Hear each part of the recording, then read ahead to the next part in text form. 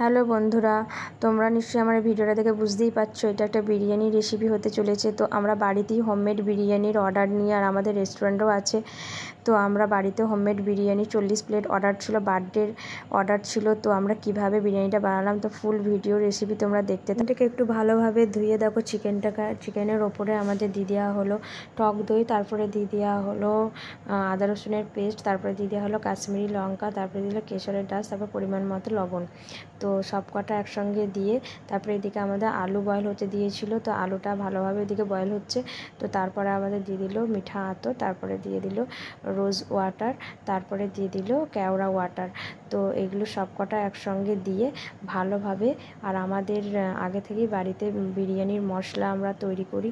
তো বিরিয়ানির মশলা আমরা এটা নিজস্ব আমাদের বিরিয়ানির মশলা তৈরি করে রাখি। তারপরে আমাদের এদিকে কুচি কুচি করে পেঁয়াজ কেটে নিয়েছিলাম। তো পেঁয়াজটাকে আমি আলাদা কড়াইয়ে আমাদের বেরেস্তা করতে দেওয়া হয়েছিল। তারপর দেখো সব কটা মাংস সঙ্গে মেখে সুন্দরভাবে রেখে দেওয়া হয়েছে।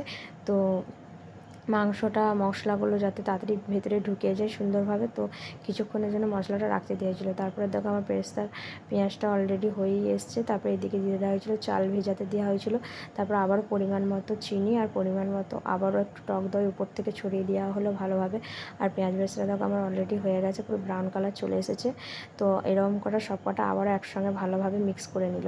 তো সব কটাই হাত দিয়ে মিক্স করেছে, কারণ এগুলো হাত দিয়ে মিক্স করলে বেশি একটু ভালো টেস্ট আসে। তারপরে আবার আলুগুলো যেগুলো সিদ্ধ করতে দিয়ে হয়েছিলো সব কটা আলুই বয়েল হয়ে গেছে। তো তারপরে আবার সব কটা আলুই চিকেনের ওপরে সাজিয়ে দিয়ে দেওয়া হলো। তারপর অল্প পরিমাণ মতো অয়েল দিয়ে দেওয়া হলো, আর ওপর থেকে আবারও মশলা সরিয়ে দেওয়া হলো।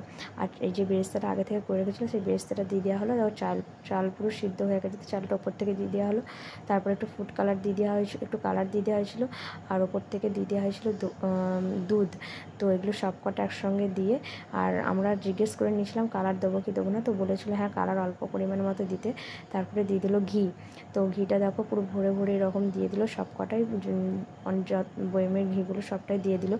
তারপরে দেখো আমরা পার্সেল করার জন্য একটা কন্টেনারে নিয়ে, তো এইরকমভাবে বিরিয়ানিগুলো ভালোভাবে প্যাক করে নেওয়া হয়েছিলো। আর এটা যেহেতু ফুল প্লেট অর্ডার ছিল ওই জন্য 2 পিস করে চিকেন আর 1 পিস করে আলু দেওয়া হয়েছিল।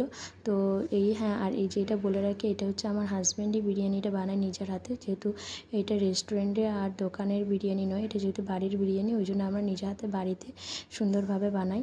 আর আমাদের রেস্টুরেন্ট আছে, সেখানে আমাদের কর্মচারী আছে, ওনারা বানাই। আর এটা হচ্ছে যেহেতু একটা স্টুডেন্টের অর্ডার ছিল বিরিয়ানি, ওনারা বলেছিলেন তোমরা যেরকমভাবে বিরিয়ানি বাড়িতে বানিয়ে খাও ওইরকমভাবে বানিয়ে দেবে। তো হোমমেড বিরিয়ানি যেহেতু একটু সুন্দরভাবে তো বাড়ির মতো করেই বানাতে হবে। তো দেখো আমাদের পুরোপুরি 40টা বিরিয়ানির এরকম ভরে প্যাক করা হয়ে গেছে খুব সুন্দরভাবে। আর আমার যদি এই ভিডিওটা ভালো লেগে থাকে তো লাইক কমেন্ট শেয়ার করে দিও। Bye bye.